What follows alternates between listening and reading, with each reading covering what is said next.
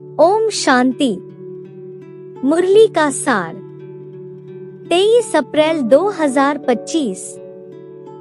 मीठे बाबा ने कहा, मीठे बच्चे, अब नाटक पूरा होता है, वापस घर जाना है। कलयुग अंत के बाद फिर सतयुग रिपीट होगा, यह राज सभी को समझाओ।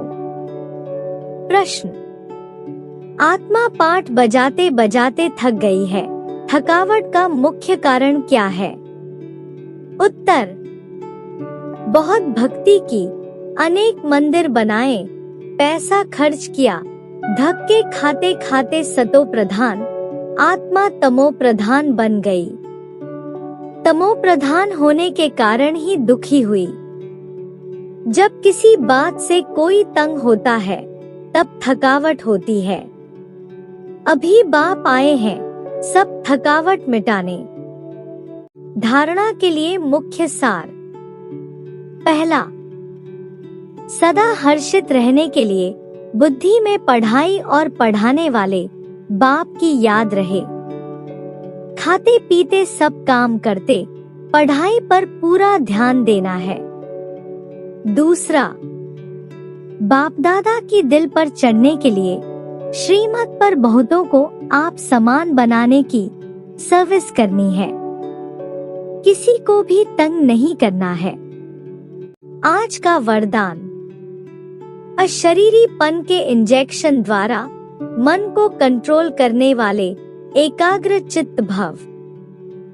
स्पष्टीकरण है, जैसे आजकल अगर कोई कंट्रोल में नहीं आता है, बहुत तंग करता है, उछलता है या पागल हो जाता है, तो उनको ऐसा इंजेक्शन लगा देते हैं जो वह शांत हो जाए।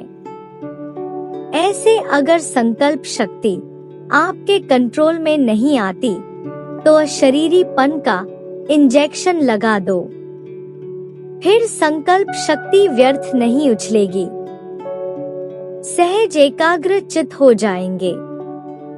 लेकिन यदि बुद्धि की लगाम बाप को देकर फिर ले लेते हो तो मन व्यर्थ की मेहनत में डाल देता है।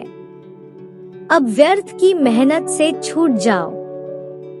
स्लोगन है, अपने पूर्व स्वरूप को स्मृति में रख, सर्व आत्माओं पर रहम करो।